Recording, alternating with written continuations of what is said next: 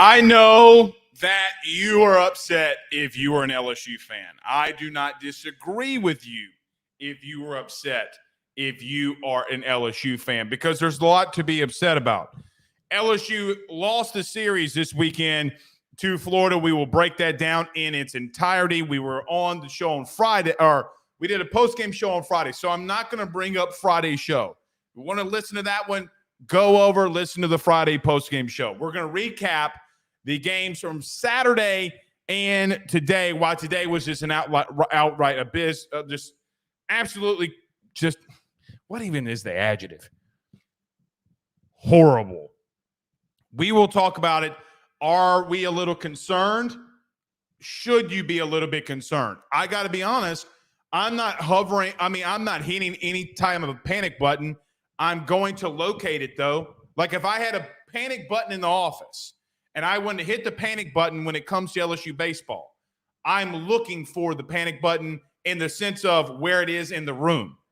I'm not even remotely hovering over it. Just want to acknowledge that it's there. I think that that is fair. Do I think that they can turn it around? Yes. But you have a very, very, very tough opponent this upcoming weekend in Arkansas. By the way, probably the best pitcher in the country. You have to see on Friday night. Lots and lots to get into. Jay Johnson, about LSU baseball. Jay Johnson was also ejected. 1,000% stand behind him on it. 1,000%. When Jay Johnson loses his cool, he's not going to be wrong, and he wasn't wrong here. But I do think that there are some things that are underlining in him being thrown out, which if memory serves me correctly, I do not remember a time that Jay Johnson has been thrown out in a baseball game.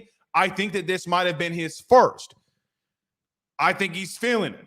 I think that he knows that he is trying to and attempting to do everything that he can, and they just lost back-to-back SEC weekends in the beginning of the year. He knows. He feels it. We'll talk about that as well. Need to talk about football. We were at LSU football's practice yesterday. We did talk about some of this on Twitter Spaces last night. Not a lot, though. I just gave some very, very short cliff notes.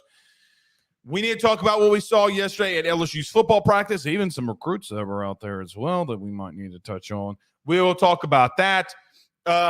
Women's basketball, they're going to the Sweet 16. Kim Mulkey, again, getting her team to the Sweet 16, which now that we have talked about Kim Mulkey, we got to address and talk about her comments yesterday about the Washington Post and the outright backlash that she took and even that I took. Let me say this very quickly. If you would like to, you can.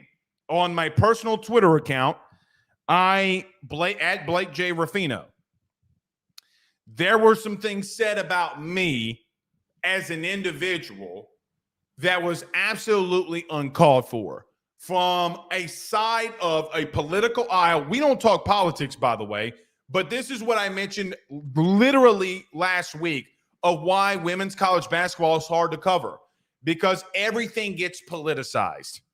Everything gets politicized.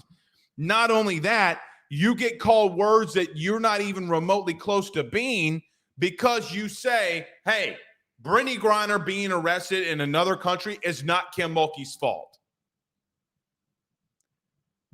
It's not.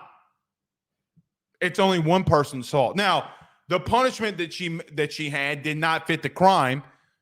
The person that we released did not fit the crime for her return either. All I am saying is this is why, at least for me, why I feel like it's so difficult to talk about women's college basketball, mainly due to the fact that anytime that something comes out about it, Angel Reese gets, starts chattering on the court. It becomes a racial divide. And quite honestly, it's exhausting. Can we fucking talk about basketball? Y'all want to make some people in the media want to make it about anything else besides basketball. And when they do that, they are a joke. So what? Angel Reese is talking shit on the court. Caitlin Clark is headbutting basketballs, acting like my 4-year-old.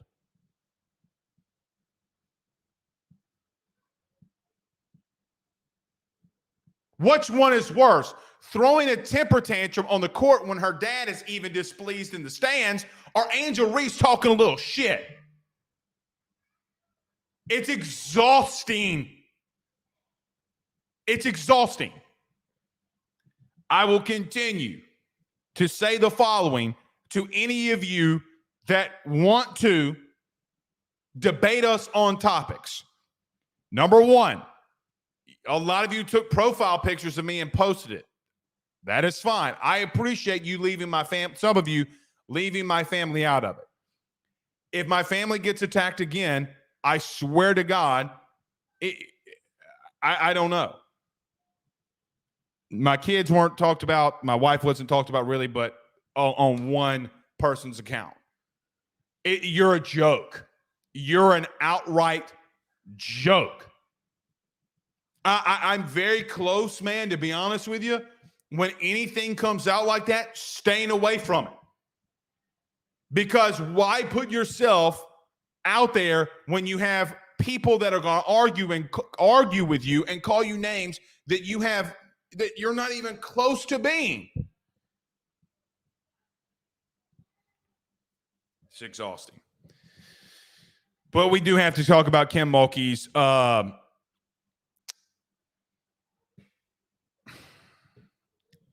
comments. I actually don't disagree with her. I really just don't disagree with her. There's a lot of things that I'm not 1,000% with Mulkey on, right? Like, there are a lot of things that I'm not with her on, okay? Like how she does things. And I will even mention that tonight, or we will talk about that.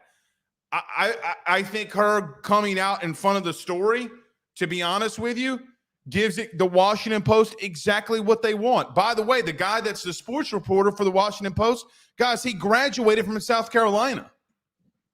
I mean, and it's the Washington Post. The Washington Post might be one of, if not the biggest jokes that is out there. So we'll mention. All right. Greg says, tell it like it is. We're going to tell it like it is, Greg. We're going to tell it like it is.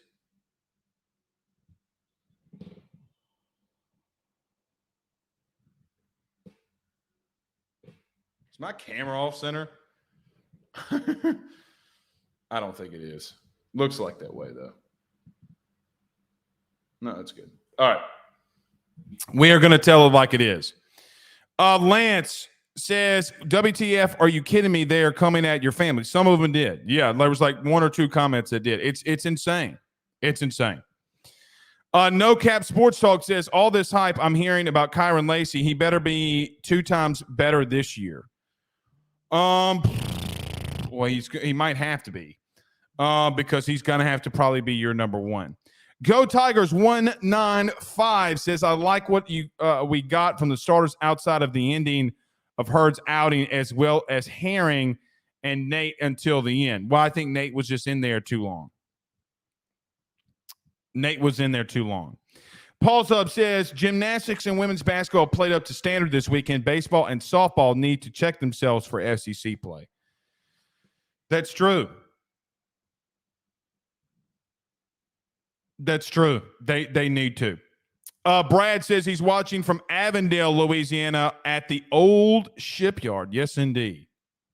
Yes, indeed. You got to love the old shipyard. I have no idea where it is, but I bet you it's legendary. All right, let's get to it. We got lots to discuss. Let's talk a little bit about baseball. I'm going to give you my practice report from yesterday. We'll talk about women's basketball going into Sweet 16 and Kim Mulkey's comments. I do need to get to a quick break, though. Before we do that, everybody do us a favor by hitting the like and share. If you're on Facebook, share to all those groups.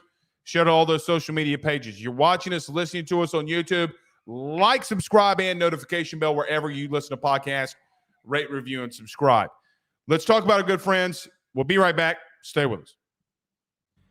BetOnline is the fastest and easiest way for you to wager on all of your favorite sports, contests, events with the first-to-market odds and lines. Find reviews for all the news for each league, including Major League Baseball, NFL, NBA, NHL, combat sports, college sports, esports, and even golf. BetOnline continues to be the top online resource for all of your sports information for live in-game betting, props, and futures. Head on over to BetOnline today and use your mobile device to join and make your first sports bet. Use our promo code BELIEVE50, that's BELIEVE50, BLEAV 50, to receive your 50% off welcome bonus on your first deposit. That's betonline.ag, betonline.ag. He will sell your house and find you a new. Well, Tyler's the man, he's here for you. If you want to buy or sell, well, it's not too late.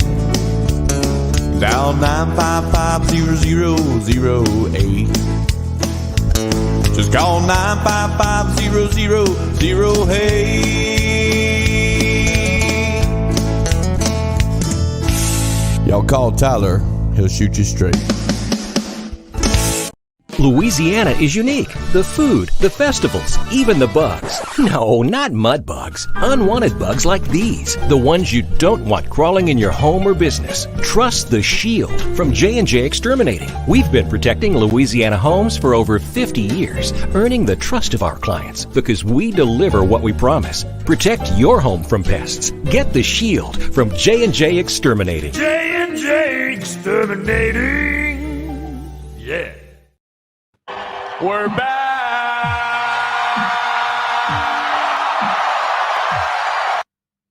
All right, let's get this thing rolling, y'all. So, I'm just trying to make sure that this is lined up. Hold on.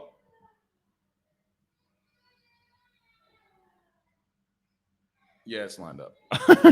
I thought I was off center. It kind of threw me for a loop there for a minute, but it looks like we are not. Looks like we are fine here. All right. So, look, the last 2 weekends, you fell to SEC opponents in back-to-back weekends. You fell last weekend to Mississippi State. You fell this weekend to Florida.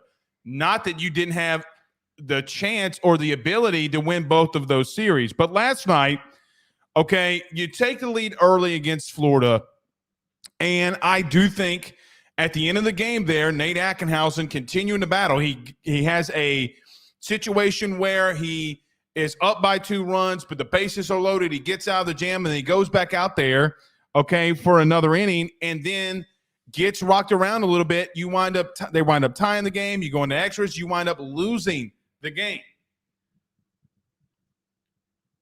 Maybe you should be able offensively to score more than 9 runs in 2 days.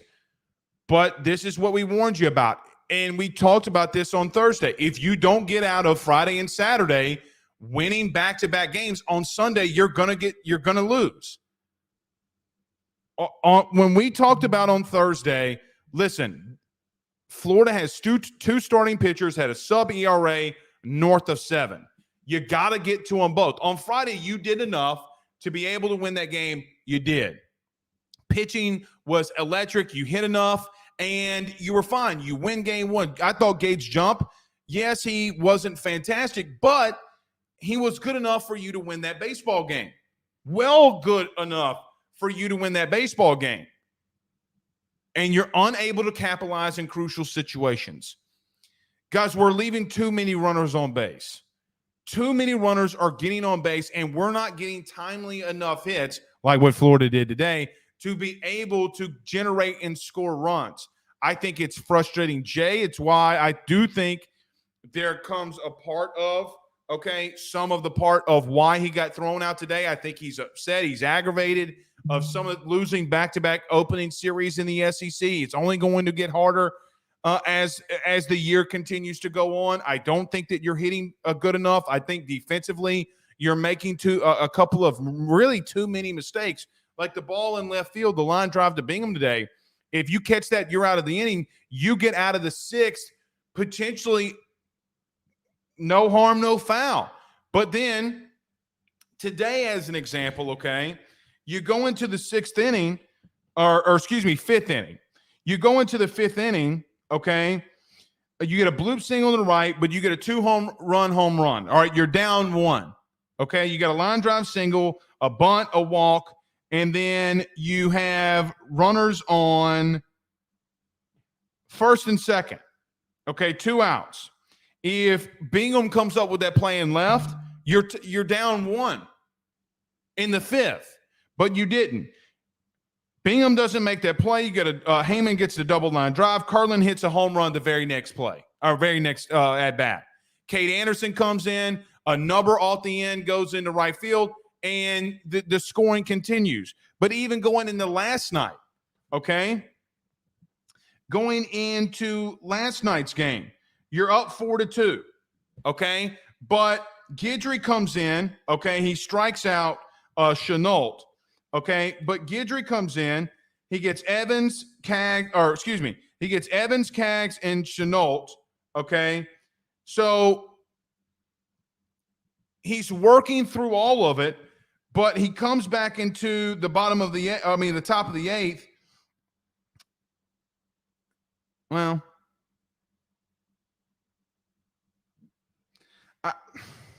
I guess there's not much else he maybe could have done here because he gets the K later on. But you're in the bottom of the 8th. You got runners on, and you hit into 2 fielder's choice plays. Today, in a crucial situation, okay, you have runners in the bottom of the 4th. You have runners on second and third, and then Kling strikes out and Neal strikes out. So both times when you could have put games away, Guidry gives you a good performance. Maybe it could have been a little bit cleaner. But Milam walks. You got a line drive to center field by Kling. Bingham hits into a fielder's choice, and Tommy White hits into a fielder's choice.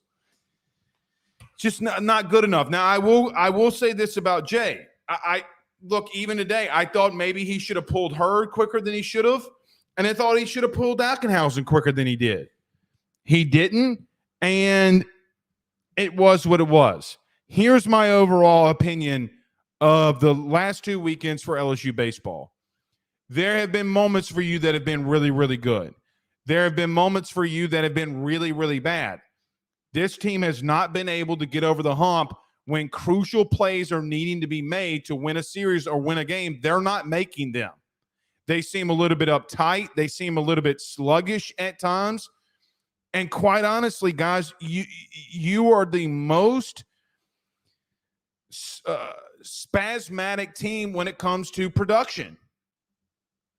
1 or 2 innings, you're absolutely lighting the world on fire. You look like one of the teams that can be in Omaha 8, and then you go 4, 5, 6 innings, even in on Friday night when you went 3 straight innings without a hit, okay?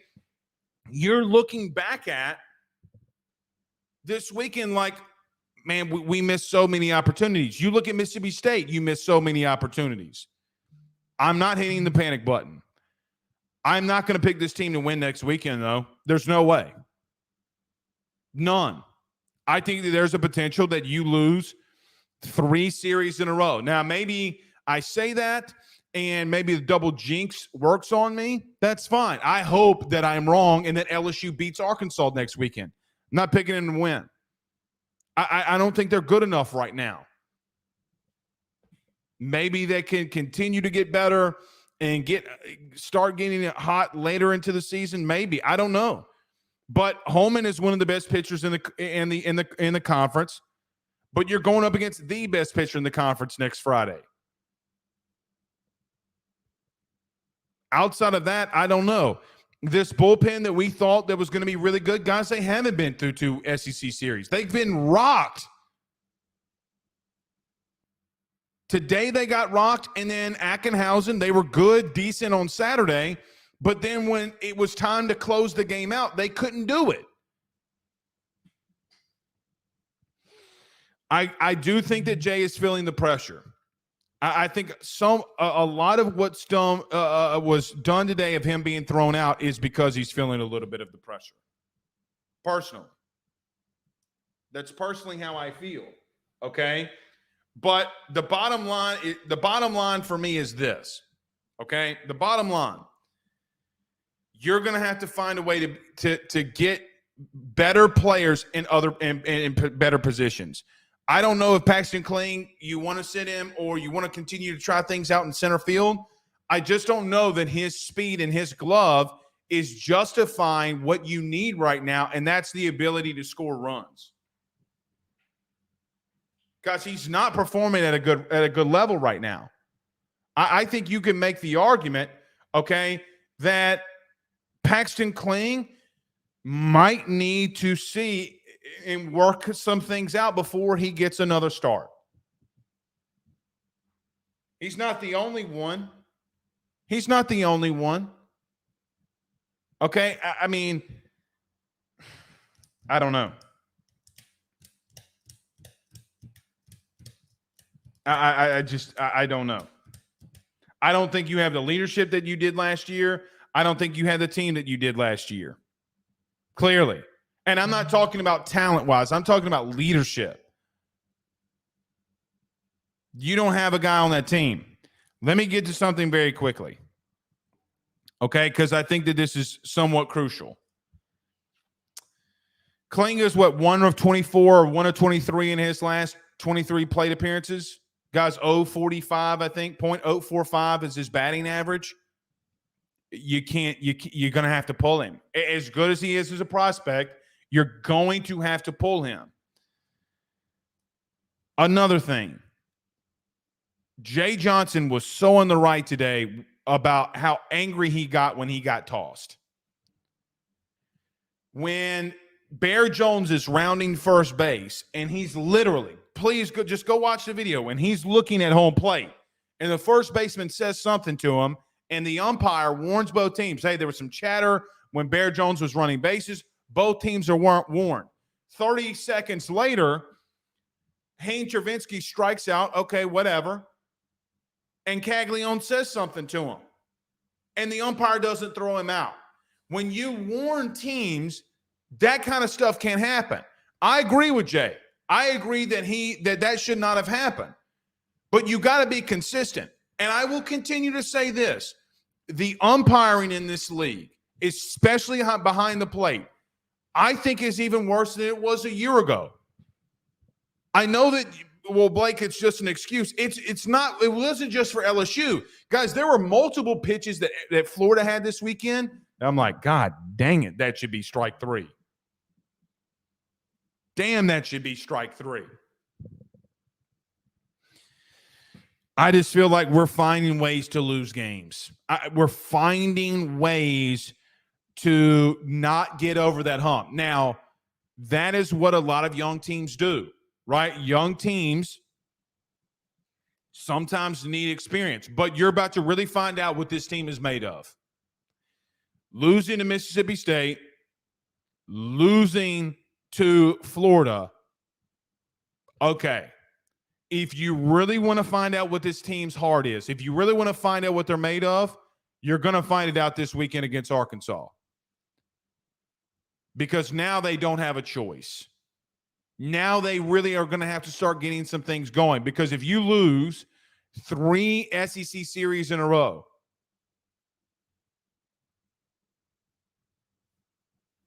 you're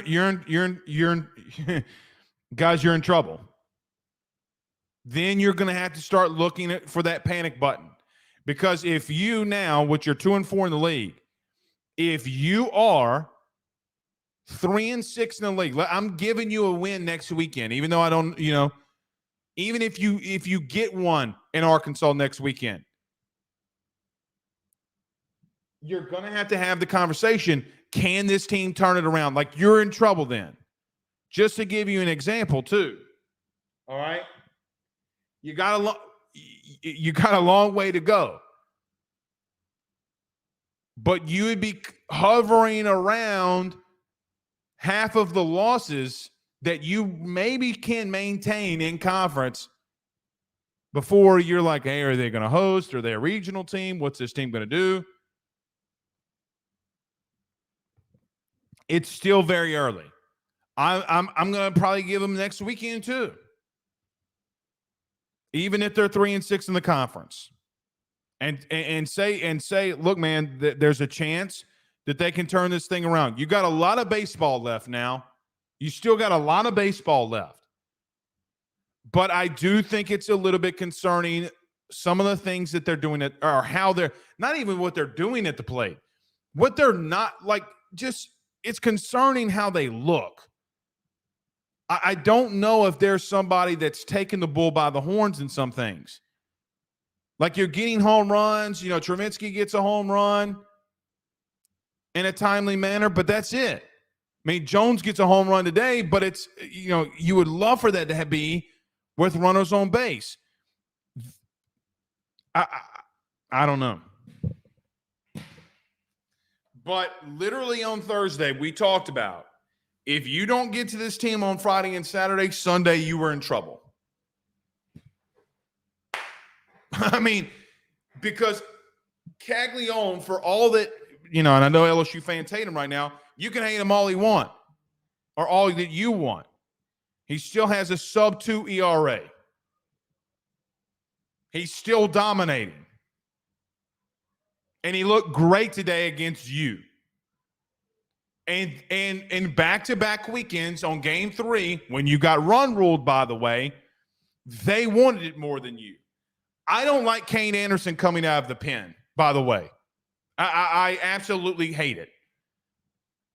I hate it. Put him in the midweek if you got to. Let him get reps and experience. I hate Kane Anderson coming out of the pen. He doesn't like it. I don't think that Jay necessarily likes it. He's trying to find a way to get him in there without pulling herd. But I don't know. But I will say this. Kane Anderson, and his first 2 SEC series appearances, has not looked great. Nobody's looked great outside of maybe a handful of guys. Guidry, Ackenhausen, Holman, and Jump. And last year, you were able to get away with some of this. You could get away with it because you're hitting the ball all over the place. You're not going to get away with it this year. If you're not scoring runs at will, you're not going to get away with it, because you're going to have teams like what you saw last Sunday and today that can just light you up. I get that you're a young team. I understand it. But there does come a point where you got to start asking yourself, when does this team start turning a corner? I thought they looked good through 1.8 of the games. So, late Saturday and today, they didn't have anything left in the tank. It was a lot like last weekend. All right. Let's get to a couple of your comments. Stephen Fry, good friends over at Fry Construction, says, Blake, I have an opinion. This team needs to quit jawing so much and actually go win a series. Let your play do the talking, because the chirping only keeps continuing to bite you in the ass. I don't disagree. And look, this is from Cokie Riley of The Advocate. Let me pull this up. Cokie Riley said, or continue to talk about today, that people were asking him about the postgame. When are y'all going to talk to Jay? Cokie Riley said pretty much it seemed for like 45 minutes to an hour. Jay Johnson did not do a press conference until he spoke to the team after the game for an hour. So there was some kind of meeting that was had, okay, that Jay spoke with his team. Yes. What?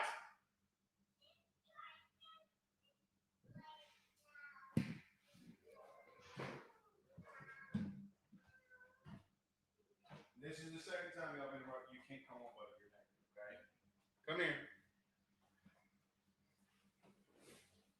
Come on. Shh. Go to mommy. Hey. Can I help you? Can I help you? Did you poo-poo? Get your hand off there. Tell everybody, hey. Hey. Hey. Can I have a kiss? There's no bottle over there. Can I have a kiss? That's Joe Burrow. You love you some Joe Burrow, don't you? Yeah. Can I have a kiss? Thank you. All right, Daddy's on the show, okay? Okay. Tell everybody bye-bye. Bye. Bye. Love you. Love you. All right. No, you can't have Joe Burrow. Go find Mommy. Go now. Go now. Bye-bye.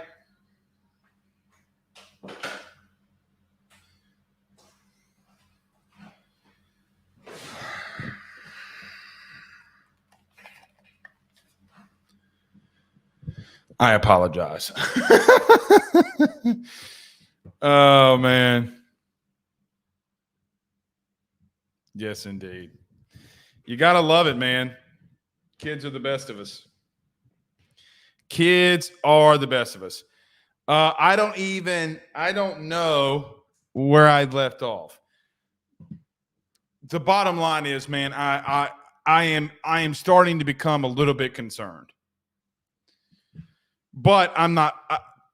I think if there's somebody that can turn this around, it is Jay Johnson. But I mean, it's just goddamn, man.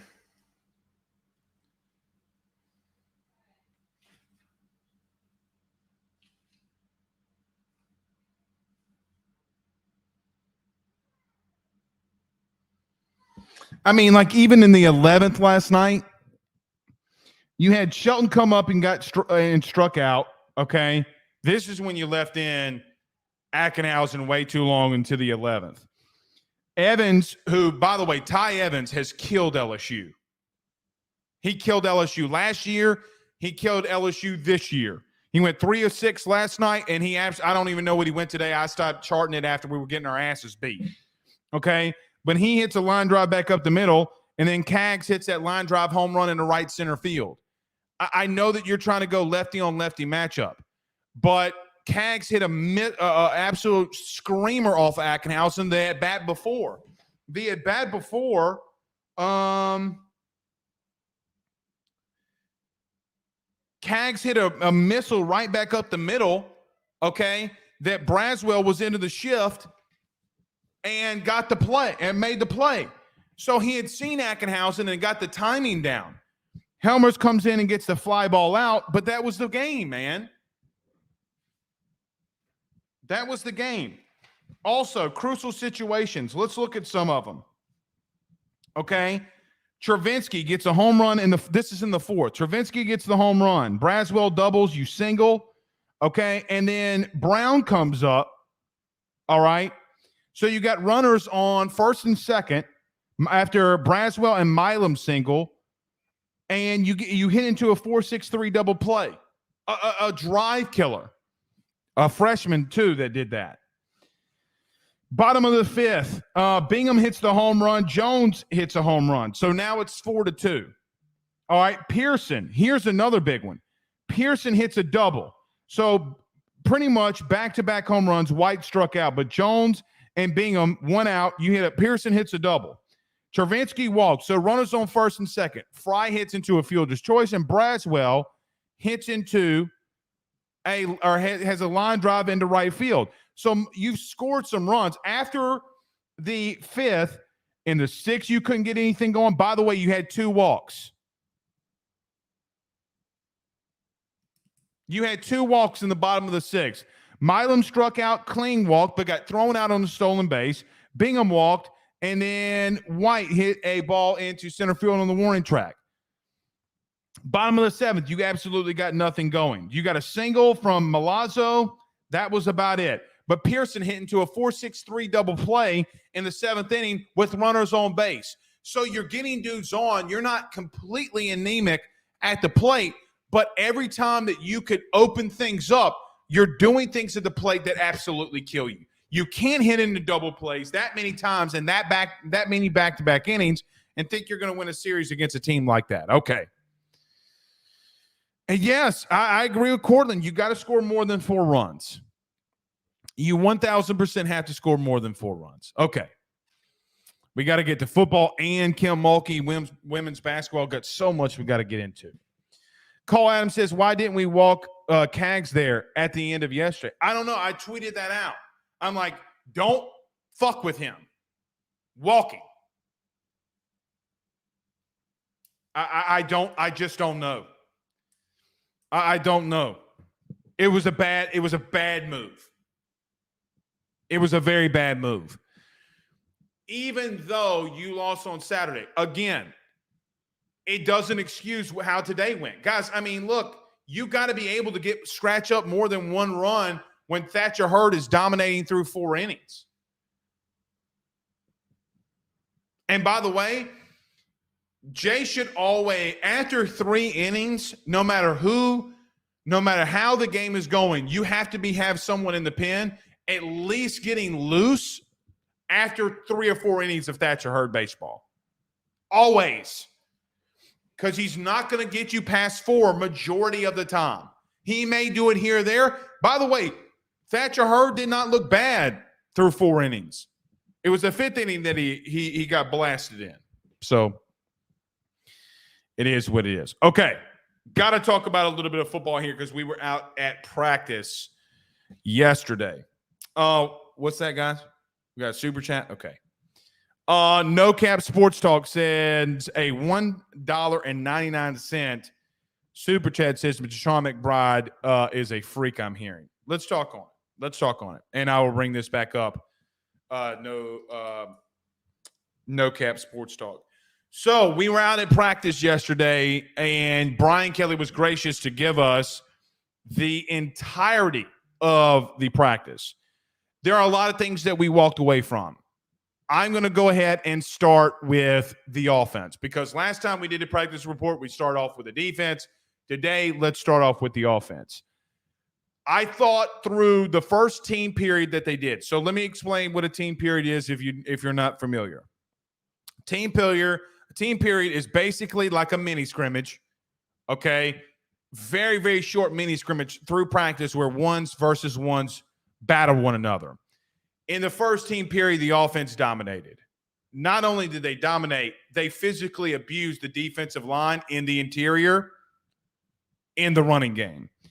I look at what happened yesterday during these mini team periods as something that is very alarming, okay, for LSU football, but also how alarming is it in the sense of that this offensive line might be something very serious. By the way, Tyree Adams was at right tackle. Emory Jones was not, who I thought Tyree Adams looked freaking good yesterday.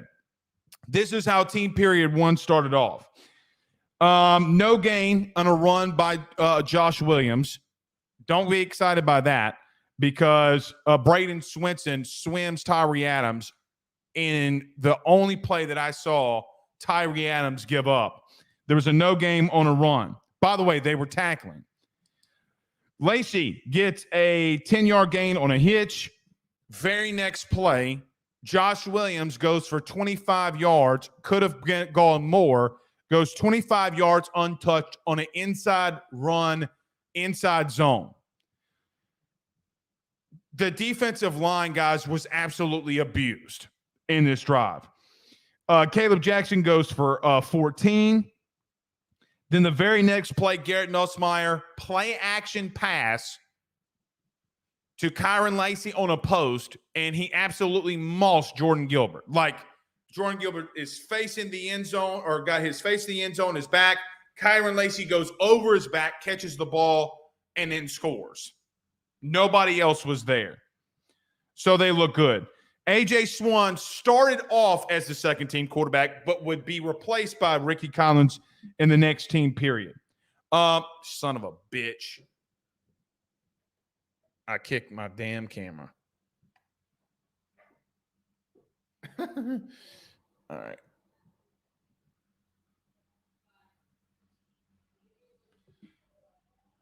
All right, there we go. All right, in the same team period, the number 2s went. A.J. Swan had a bad snap by DJ Chester, okay? but he could have caught it. No harm, no foul. It didn't happen. There wasn't a bad snap by DJ Chester again. CJ Daniels goes 10 yards on a hitch route. 33 Weeks gets a tackle for loss on a toss that was from under center. I thought was interesting. They would go under center a lot yesterday. They also would run a lot of bootlegs, which we'll talk about. Josh Williams has a run for 7. A boot action, okay, by A.J. Swan thrown to Taylor for 15 yards.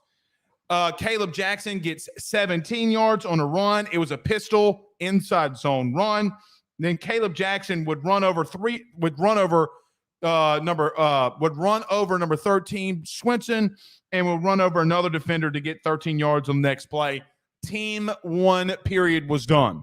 So what do we look at that? I thought that Garrett Nussmeier threw 2 passes in that team period, the hitch, and then he had the bomb to Kyron Lacey. They looked great. What also looked really good was the interior of that offensive line and the exterior with the tackles. Brian Kelly spoke about that in the post-practice report, that we need to get some more outside zone runs because both of these tackles, and by the way, Tyree Adams, all 3 of them are really good. Maybe it could be something wide. So like, look, man, Lance Hurd leaves, but Tyree Adams, I mean, quite honestly, had himself a day. But we want to feature these tackles. The interior of this defensive line is being bullied. Bottom line. So the concerns that you have, the things that we touch on, the things that we talk about, they got bullied. So if there's anything that we have to remotely understand, they got to get multiple bodies out of the portal at DT. I like Jacoby and Guillory. I do. I like Sean Washington. I like Don McKinley. It didn't matter. Now, the argument you could have is you have 4 of your 5 offensive linemen returning. Well, you had 2 replacements yesterday that dominated in DJ Chester and Tyree Adams. So what is that excuse? And it's not as if that they were running behind Will Campbell the whole time. The pistol run for 13 was run right behind Frazier and Tyree Adams. Guys, and you got bullied. Nobody in the front 7 besides Greg Penn looked worth a damn in team period 1. But hang on for a minute, because they would respond. This is the key thing that I was hoping that we would see last year that we didn't. We saw it yesterday from Blake Baker.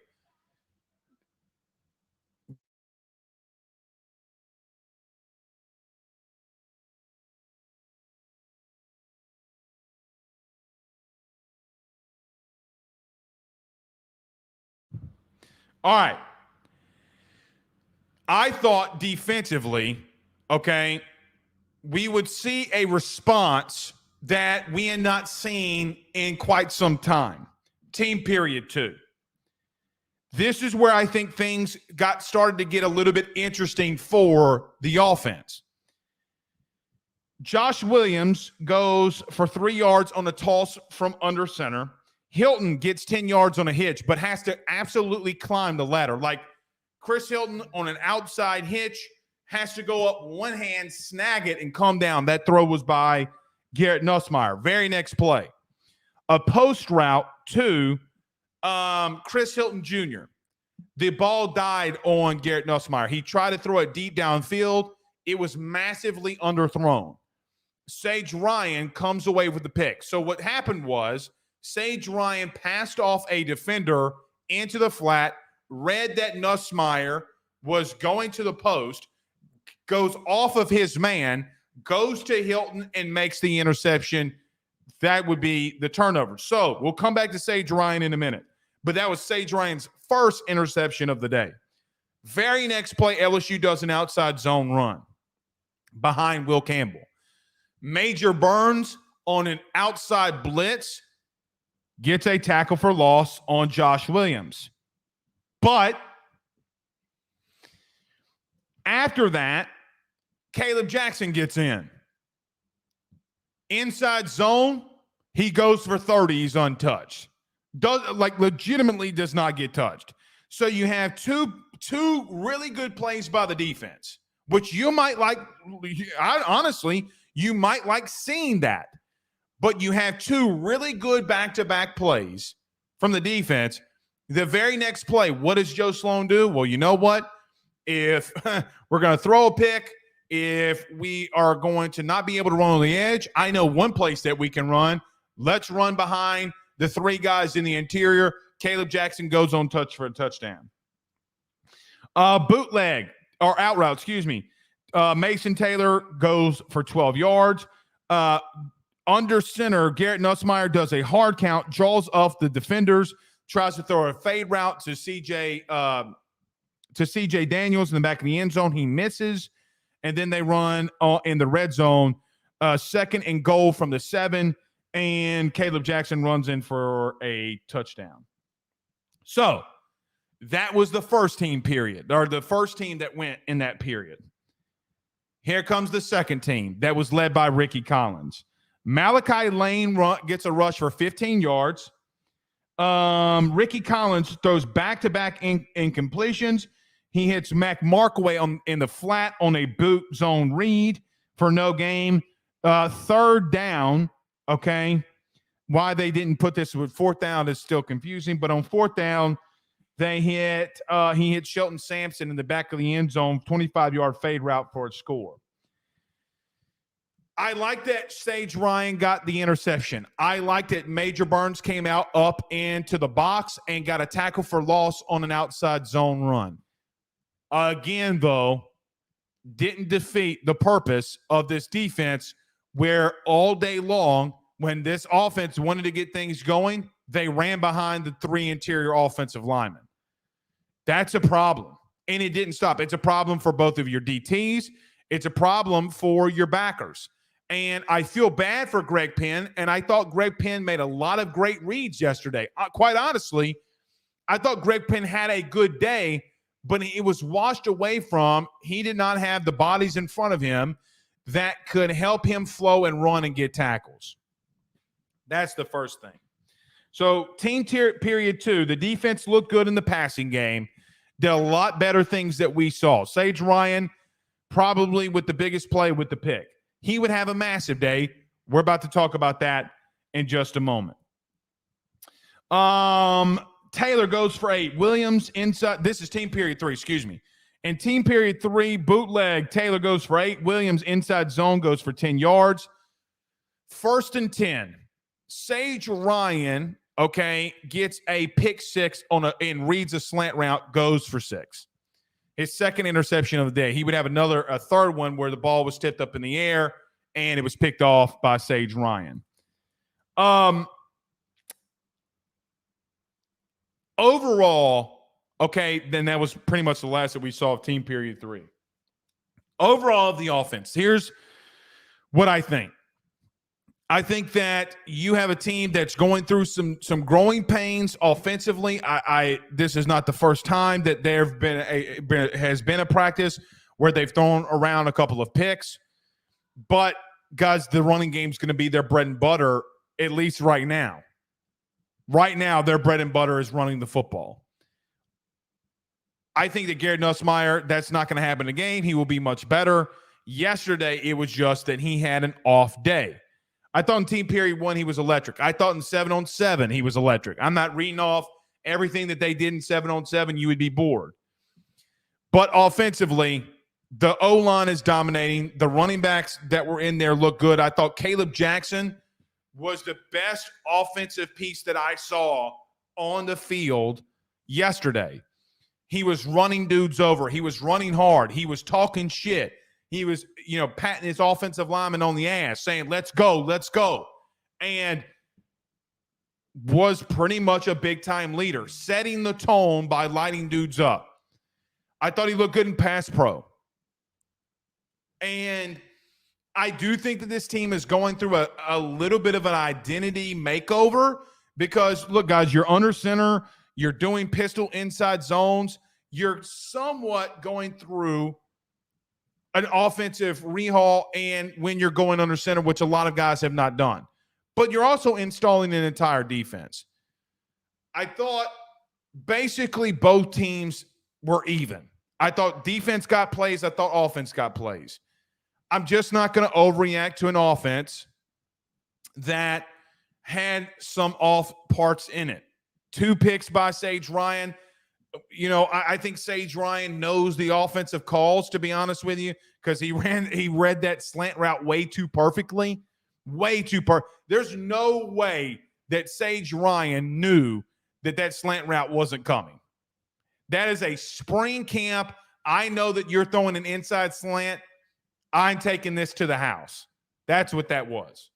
But 2 times in 2 plays, he's in the right position. He's making the play at safety. But in 7-on-7 and in the team period 1, they got absolutely abused. They got abused. So, give and take. Let's move to the defense very quickly, and I'm going to get to some of the super chats. Defensively, it's what we just talked about. I think that Blake Baker has really started to get this defense going. Look, from a schematic standpoint, you're going to play 1 free high. You're going to have Major Burns and one down at 1 line of scrimmage. You're going to have Toviano or Sage Ryan at the other, okay? And you're going to put a lot of people on the line. You're going to have the corners that are on the boundary. They're going to play a lot of press man-to-man coverage. That's what they did yesterday, okay? And you're going to try to stop the running game as best as you can. Yesterday, you did not. I don't know if defensively, after watching this team get dominated in the interior, that I can make a proper assessment. Because I don't think that what we're going to see in the fall is what's going to be there in the spring. Now, you're not the only team in the country that's going after defensive linemen, especially in the interior. And is there anybody that's going to go in the portal from that position that you can go and get?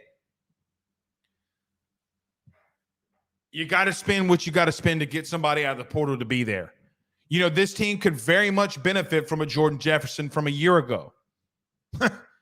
Because right now, I hate to be rude to Jacobian, to Sean, and to even McKinley in a lot of aspects. You are not good there, and it showed. I think that Bo Davis has helped from a technique standpoint, but he can, guys, until he gets better personnel in here, there's absolutely nothing that he can do, in my opinion. Where we've seen, or at least where I saw schematically too, some things. Here are the 3 biggest things defensively that I saw schematically. Number 1, Blake Baker used Harold Perkins in some very unique ways. Harold was not a factor, mainly due to the fact that he was never really targeted. They didn't run the ball in his general direction at times. They did not really go after him, but there were multiple times that they would be in a 4-man front, 2 defensive ends standing up, 2 guys in the interior, 2 linebackers. When there was a motion, okay, you would legitimately see Perkins walk down to the line of scrimmage and more of a condensed defensive line.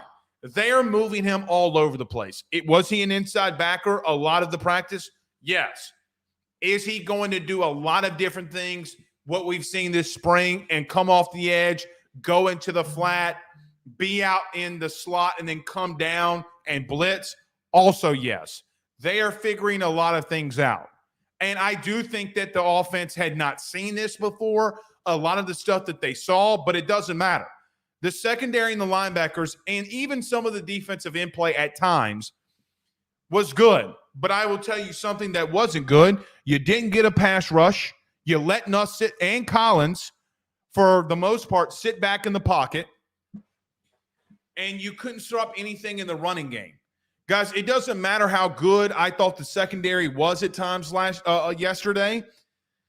I thought that they did make some improvements, specifically at safety, because most of the plays were made by the safety position.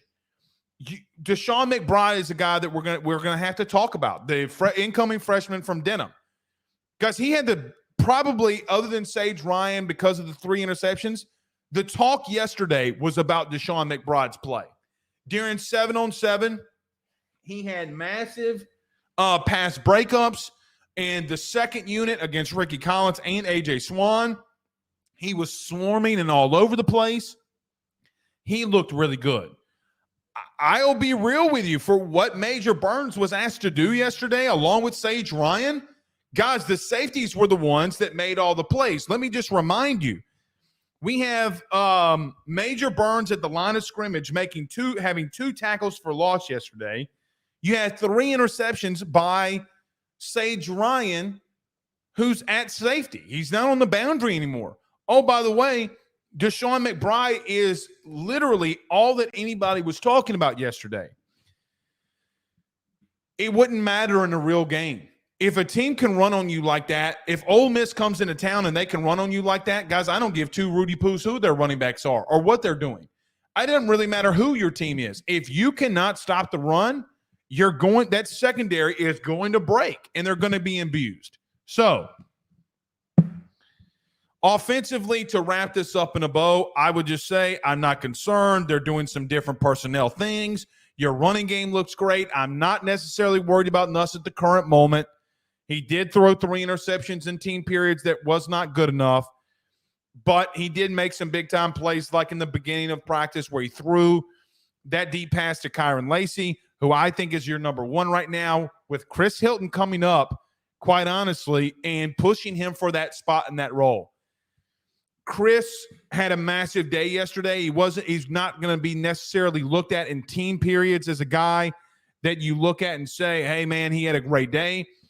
But in 7-on-7, he looked fantastic versus zone and man coverage. It wasn't his fault that Nuss threw the interception to Sage Ryan. Guys, he had beaten 3 defenders. Sage was just there and fortunate enough that Nussmeier underthrew it to get him the ball. He looked great yesterday. I thought C.J. Daniels looked pretty decent. I think he's good. I think C.J. Daniels is going to be good. I don't know if he can be great. That's how I would characterize him. I thought he was good. I don't think he'll be great. But yeah, overall good practice. All right, let me get to some of these super chats. No Sports Talk sends $199 super chat, says Deshaun McBride is a freak, I'm hearing. Guys, he was the best player on the field a lot of times yesterday. Especially, he was definitely noticeable when he ran with the 2s. When he was running with the 2s, guys, he was the best player on the field. I mean, maybe other than Caleb Jackson. Now, I'll give Deshaun McBride this. He got run over once by Caleb Jackson. Okay, but he held on and made the tackle. He met him in the hole. He honestly, I swear to God, reminds me of Grant Delpit. God's honest, truly believe that. The way that kid looked yesterday was highly impressive. I want to see him with the 1s. If you get him with the 1s, let's see what he can do. And if he doesn't look like he's ready, that is fine. But we need to see him get some reps there. If Major Burns or Toviano are unable to make the plays that are necessary, then push them. But I will tell you, man, you got some freaking talent at safety. Oh, by the way, speaking of safeties, because I don't want to be asked about this. Blake, did you see this? Kamarian Penton and Colin Jackson got into a little scuffle. It's spring. I thought Colin Jackson, before we didn't see him after the little incident, didn't look bad. Safety room looks good. The safety room looks good. So let's see if Deshaun McBride takes that next step this spring. S. Young with a $199 super chat says LSU got 4 out of the 10 fastest recruits in the country in 2025. Yeah. What, son? It's not my fault that you keep losing. Go figure it out. Okay, I'll be there in a minute. Can Daddy finish his show, please? Go Tigers 195 sends a $5 super chat. Says, any word on Gabe Relaford?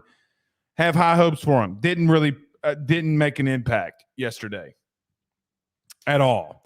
Guys, quite honestly, there wasn't one defensive lineman, in my humble opinion, that stood out enough to where I was like, oh, wow. Not one. Maybe Braden Swinson. Maybe. And to be real with you, I think Deshaun Womack's got the toughest job in the country right now. Deshaun Womack, here's what I did like. I saw this yesterday. Here's something for you. Here's a little nugget that nobody would tell you. Here's something I like. Yesterday, Deshaun Womack lost 3 straight reps in pass pro to Will Campbell. And visibly frustrated. Will Campbell took him over to the side, and they were chit-chatting, and they were going through some different move stuff. Initiated by Will Campbell. Deshaun Womack might be in spring where you don't see him and say to yourself, man, we hadn't heard a lot of him. Well, he's going to be arguably the best left tackle in the country. Every single rep that Deshaun Womack takes versus Will Campbell is making him better. Every one of them. And he's going to continue to get better. I just think that Womack is going against arguably a top 3 best player in the country going into 2024. And it's just – you're just not – guys, Will Campbell might be I think you can make the argument he might be the next end. Like, Will Campbell is that good right now. He is that good right now. But as far as Gabe Relaford, go Tigers 195, he did not stand out to me whatsoever. No Cap Sports Talk with a $4.99 super chat says, I'm afraid Shelton will transfer on us. He's too talented for his name to not be talked about. What's going on? I'm going to push back a little bit. Not push back. Let me say it like this. The reason you're not hearing anything about Shelton Sampson is because, guys, he had 6 drops yesterday in crucial situations. Shelton Sampson did not look good. I mean, yesterday, he catches a fade route in the back of the end zone from Ricky Collins, which looked really nice on Ashton Stamps. But, guys, every time else that I saw him getting involved 7-on-7 against his second team, he just did not make the play. He didn't make the play. So, is he talented? 1,000%. He's got a lot of growing he needs to do.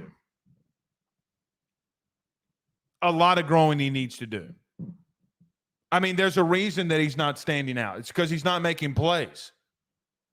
I mean,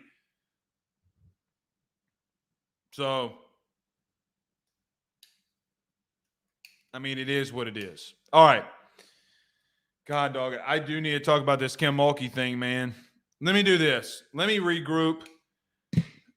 That's the end of the football talk. Let me regroup. I'm going to talk about the women going to the Sweet 16 very quickly, but I got to talk about this Kim thing.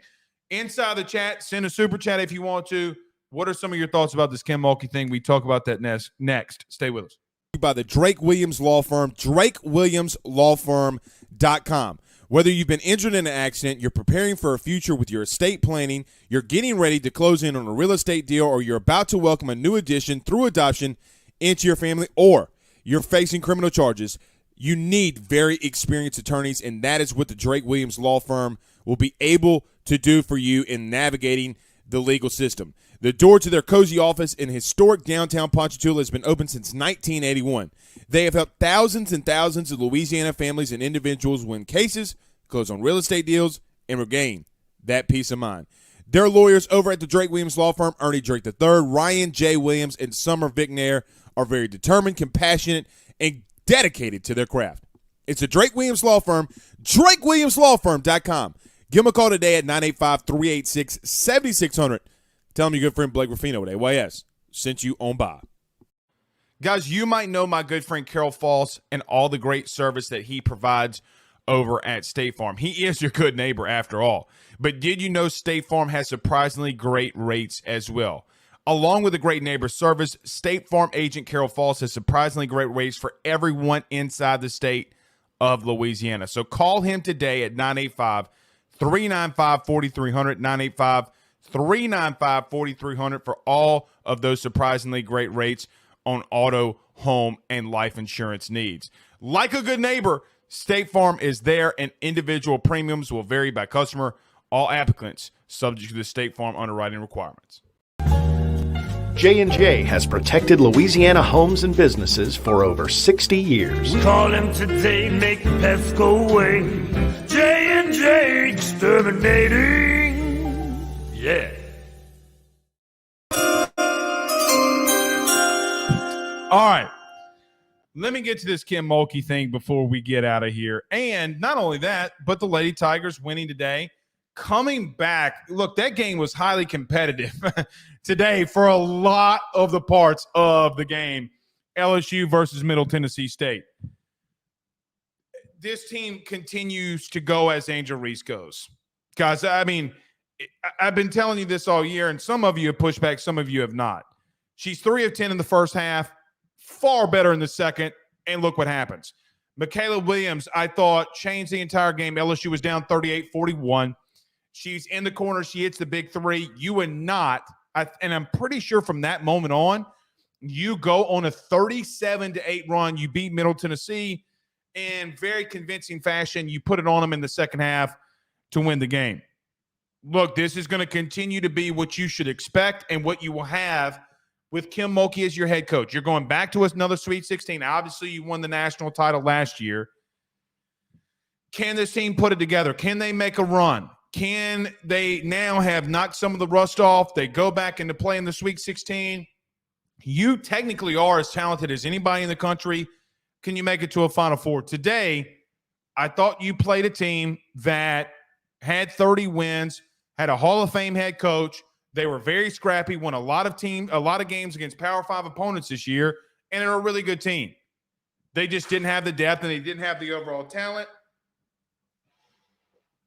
that when LSU knocked the rust off, that they were able to overcome and win that game.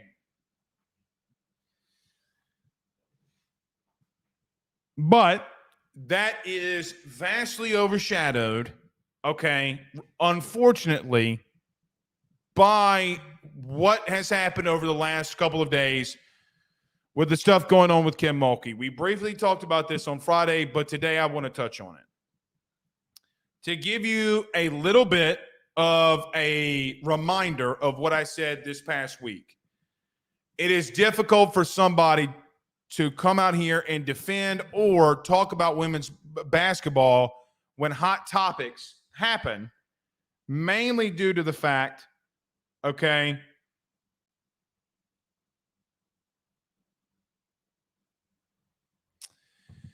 mainly due to the fact that every time a hot topic situation comes up, it always becomes political.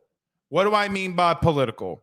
Either there's a situation where we talk about, Caitlin Clark, and we talk about, well, she's not a great player, but Angel Reese is trash, and then there's a racial divide that happens there.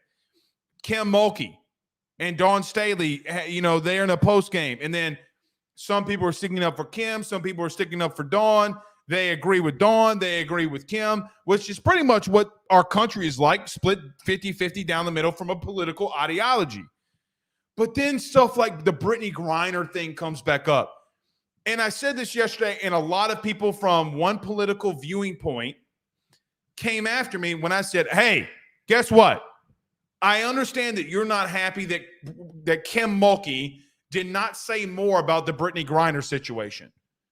Okay, you can have your opinion on that. But calling Kim a dumbass and not a good person, what do you want her to do when Brittany Griner went to Russia with weed or oil or cannabis, whatever it is that she would have gotten popped for? You can't go to a country like that with drugs and think that something bad, especially with a person of high profile as she is, and something wasn't going to happen. That's what I said and got attacked for it. Why now this is becoming more of an issue is crazy to me. Now, Kim yesterday said, in a nutshell, that she is going to be suing the Washington Post if they come out with a story that is not truthful. Okay. I wish she would have waited. And if I were advising Kim, I wish she would have waited to make that statement until after the article was published. In case you hadn't heard what's happening, Pat Forty released that the Washington Post is going to be doing a hit piece on Kim Mulkey. They spoke to anonymous players, and apparently they're going to talk about how awful of a human being she is. That's basically what the story is going to be.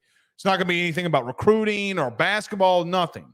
By the way, the Washington Post, the same author or the same person that's going to be writing this, is a South Carolina grad and wrote a hit piece about Brian Kelly and why he doesn't deserve any money. Kim's going out saying what she said yesterday, that I'm going to sue the Washington Post. I'm tired of sleazy reporters. She's right to, number one, say that. Number two, I somewhat agree with her because I think even some people around and are on beat can be sleazy. But I do wish that she would have waited because it gave the media and the progressive media, which, just going to call it what it is, what they wanted. Guys, newsflash. People in my position and positions like at ESPN or Washington Post, they do shit for clicks. It's their job to do shit for clicks. That's how they generate themselves money. It's how they generate their business money. It's their job to do it. But when I told you 2 or a week and a half ago, whenever it was, the SEC championship game, and Kim Mulkey said, well, I bet you won't, the South Carolina player, I bet you won't do that to Angel. I told you that more was going to come from that. That is why somebody from the Washington Post allegedly is going to write a hit piece on Kim Mulkey after that incident, who graduated from South Carolina and covered South Carolina. I will also be honest, I think South Carolina is one of the weakest fan bases mentally in the entire conference. That's neither here nor there, but it's the truth. All of that being said, I don't have a problem with what Kim said. What are our players going to say that hasn't already been said?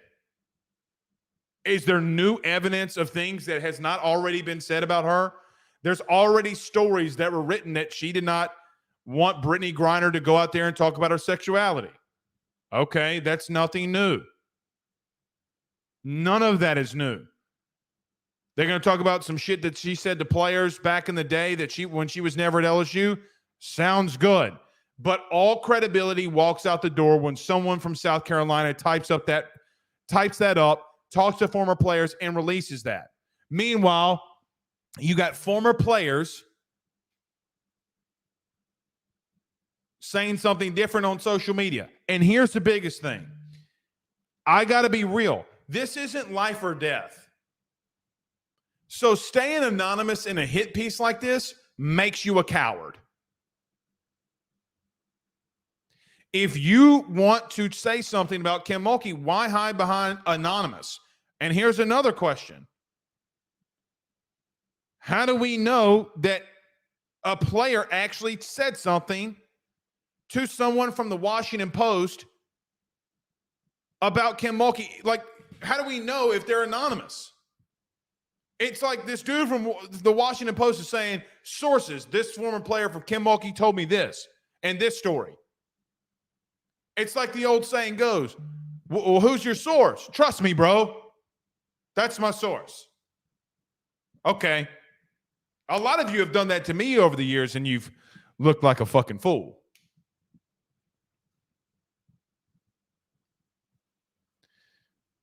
But, man, it's going to continue. As long as Kim Mulkey is your head coach, things like this will continue. And it's tough for – God bless Jesus. I kicked it again. God dang it. When all of it's said and done, I stand with what Kim said and her opinion. I just wish that, and I understand her trying to get out in front of it, right? Like I understand Kim trying to get out in front of this story. It doesn't stop that they got everything that they wanted.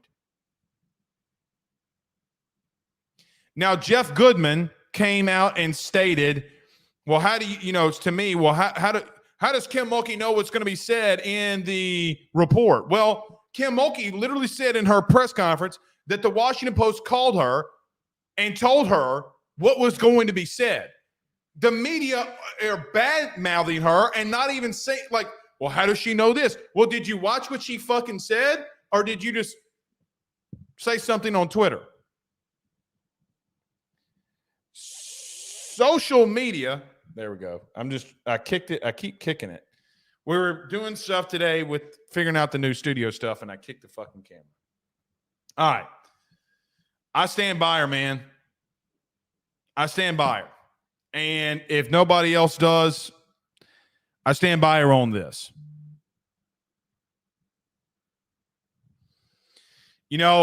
When people talk about, so this is a problem too.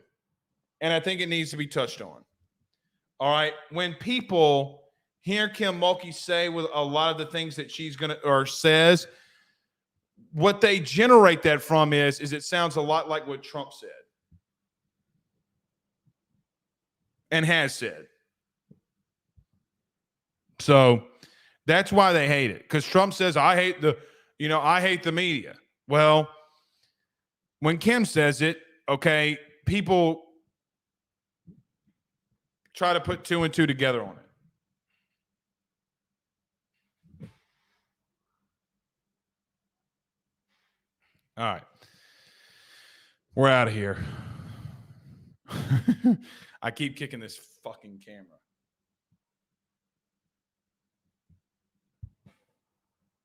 All right.